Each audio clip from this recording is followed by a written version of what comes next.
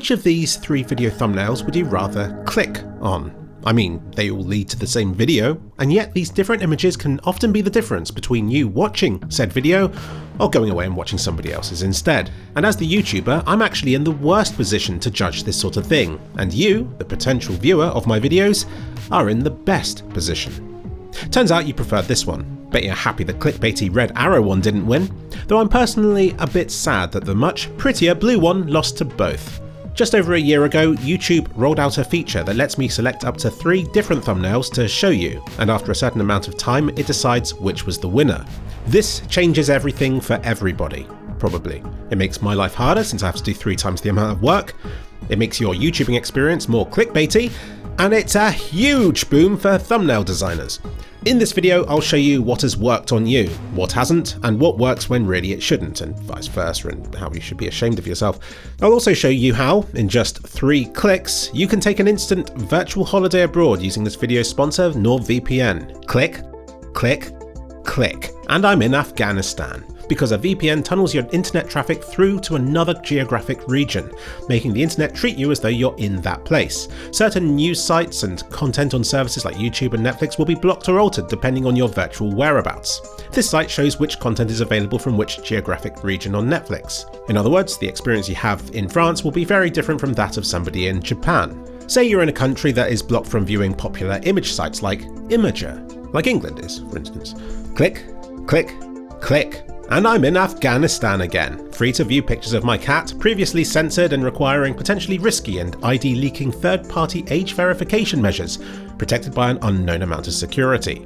Maybe I should just have a bit more faith in the companies handling my credentials. When have they ever let me down before? Well, thanks to NordVPN's dark web monitor, I can see all of the instances where my trust didn't pay off. And this is how all my personal information has been accidentally leaked by companies and sites I've used in the past, no matter how long and complex and irritating my password might be. Add to that NordVPN's built-in adblock, malware and browsing protection, and NordVPN can help enhance your privacy and security in just a few clicks. That's my code, Kliks. Use it to get a discount. Click, click, click. Clickbait. Nobody will admit to liking it, but we're all drawn to it, like moths to a flame, or fluffykins to dry Weetabix. She tears through those things like there's no tomorrow. She'll rip through the cereal boxes for that stuff. She'll shred the pantry door until she gets to them. She's insatiable. Help me. But yeah, I've quite liked this new thumbnail picking feature. I suspect larger channels were already employing people to do this sort of stuff manually, but opening the feature up to everybody will, in some ways, level the playing field, but it does mean more work for everybody and increased competition. Here's an example of one I've done in the past that had a clear winner. Here's one where there wasn't a winner, and it instead just opts for the least viewed one for some reason.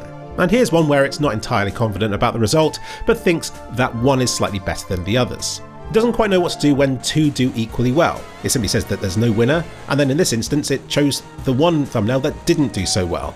Valve, please fix. You'll notice that it's not measured on the number of clicks or the percentage of people seeing it and clicking on it, it's based on the watch time.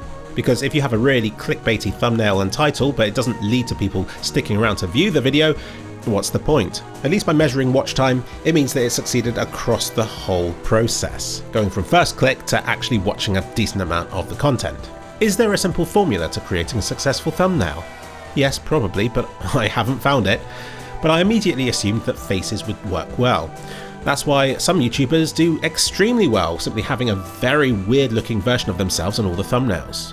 In this thumbnail comparison, there is a clear winner, and it's on a pixel. So you'd think from that people are drawn to faces, but it isn't always the case, because you can see with this one here that you all preferred the one image where I wasn't there getting all tentacled up by an octopus.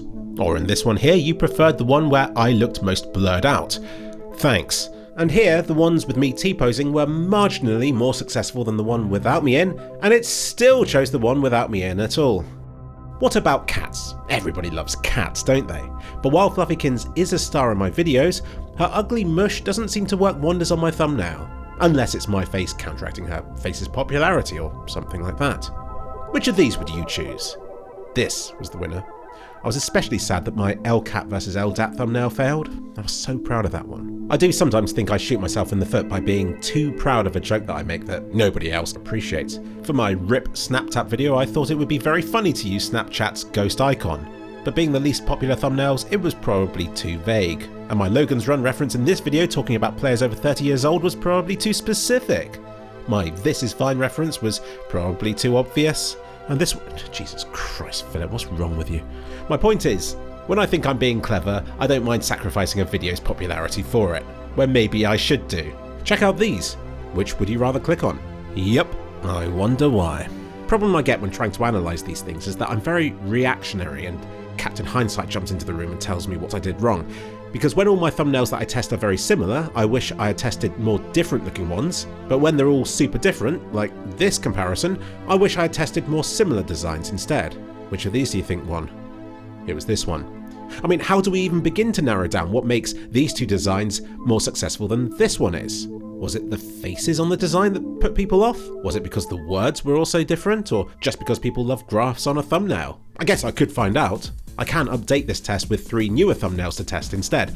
But I've got a life, you know? Suddenly what used to be just an image I'd make and attach to a video has ballooned to become just as big a project as the video itself, spanning days or even weeks after I've released the video it's for. Here I've used a rather controversial test, pitting AI generated images against a real one, which I think is quite pretty. Which would you rather click on? Nope, the AI won by a lot. You clicked on this. Even this load of slop performed better than a standard non-AI thumbnail. Even I was offended by this. But I did it for science. And that's the reality of YouTubing in 2025. Damned if you do, damned if you don't. I've also tried experimenting with borders around my thumbnail. But stop for a second. I have a look to my thumbnails. I have a font that I use, I have a lens flare I use, and likely a style that I use whether I try to or not. And borders have never been me. I don't really use borders. What's a border meant to add to my video?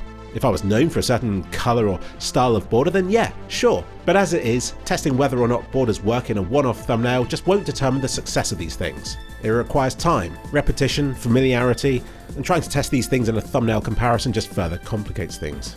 And as if thumbnail testing wasn't complicated enough, in the last few months YouTube has rolled out customizable titles as well, and I honestly think it makes more of a difference than the thumbnail design does. As you can see here, where there are 2 with the same thumbnails, the one with the clickbaitiest title won quite considerably. You can see where this is going. Even with this one, with 3 quite similar thumbnails, guess which one wins? It's the shortest and simplest title, and it wins considerably. Although different thumbnails were used every time, so it's harder to pinpoint the critical variable. So my brother put all this to the ultimate test. His latest video on physics in a Star Wars game started with these 3 designs. The Fluffykins one failed massively, and the simplest, most clickbaity one won. So he made 3 variations of that, all with the same title. And surprisingly, it's the simplest and most monotone thumbnail that won. Didn't expect that. So we did 3 with that same monotone design but with 3 different titles. And it was the simplest title that won, quite considerably. The same title that's won every test so far. But this is where it changed. He then tested the title, This Is Crazy. This Is Crazy means nothing, yet every time I've used it in one of my titles for one of my videos, it's performed brilliantly. Isn't that crazy? So here I was thinking the title and thumbnail were meant to inform people on what the video was about, yet the more minimalist and vague they become, the more successful my video gets. Almost like the content itself is boring or something. So anyway, comparing different thumbnails with the This Is Crazy title, the one with the text failed and the other 2 were virtually tied. So he submitted one final test, this time bringing Fluffykins back into the fray, just in case it was the long convoluted title that got her to fail the first time around. And he also experimented with one featuring just a simple full stop for the title, for science. And after all of this, This Is Crazy won. And the cat, as lovely as she is, proves that the thumbnail has to be at least partially relevant to the subject matter, or at the very least not entirely misleading. But here's the important part. After all of this testing, and trial and error, and reiterating, how much did it actually help the video? Here's how many views this video has got since it was released. The red dashes represent a new batch of thumbnail tests, and I'm not sure there's much to take away from this other than that the 24-hour cycle, which often has a dip in it when Europe and America is asleep, still seems to have a larger bearing on how many views the video gets as time goes on. Have I ever seen success from updating a video's title and thumbnail after its release? Well, none that I can point to when looking at a video's stats. 2Kliks Philip thought that changing the Ebony Warriors thumbnail from this to this boosted the view count quite considerably, but looking at the timeline, he can't even pin when that would have been now. And sure, sometimes an older video of mine will take off again later, but that all seems down to the algorithm's mercy, and not because I've just immediately changed the title and thumbnail. A few years ago, I went through a bunch of my older videos and tarted up their thumbnails and titles, meaning to document what difference it made in a video of some sort, but it ended up making so little impact that I didn't even bother. And yet, I still have that perpetual feeling of, what if? As though every video I make could possibly become a potential star, so long as I can figure out the correct words to use and what sort of thumbnail to attach to it. Maybe I'll achieve it someday. So from all of this, what have I learned? Faces work, unless they're mine, and it might still be overshadowed by the power of big words, which might be overshadowed by having no words at all, which might be overshadowed by having faces. I think it helps to squint and to see if the thumbnail is still distinctive with your eyes half closed. So a thumbnail doesn't necessarily have to be informative or colourful, it just needs to have good outlines, good readability, silhouette, whatever, and it helps to be well framed, but not necessarily within a frame. So here I am spending decades building up a brand and recognition, and you guys still care more about whether it's framed properly or not. Apart from in this one, where it's the messiest design with the worst silhouette that wins. It's almost as though creating a successful title and thumbnail isn't a science, it's more of an art, where you just have to use the force. Maybe there are just some video topics that can never reach mainstream appeal, even with the best title and thumbnail in the world, while there are other video topics that are destined for success, no matter how shoddy their marketing may be.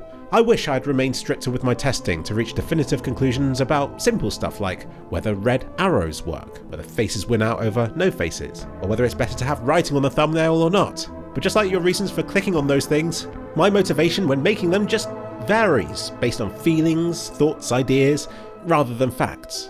A lot of my videos are one-offs, but sometimes I work on series, and once those have established a following, doesn't it make sense to stick to a tried and tested and familiar design for future videos in that series? Because a one-off look is great for attracting a new audience, but familiarity brings back your established audience. 2Kliks Philip's recent Star Wars series has an identity problem, where the first video in the series was super popular, and while people still love the later ones, nobody's watching them. So does it now make sense to change all the videos into the same style of title and thumbnail, but with part 1, 2, 3 attached to the end of the names? Or will that just annoy the people who have already seen these videos, but click on the new thumbnail design thinking it's a new video? If anything, I'm further away from understanding this topic than when I started. But if nothing else, next time you're looking for a video to watch, just pause yourself and ask, what made this one worth the click? Leave your answers in the comment section below and smash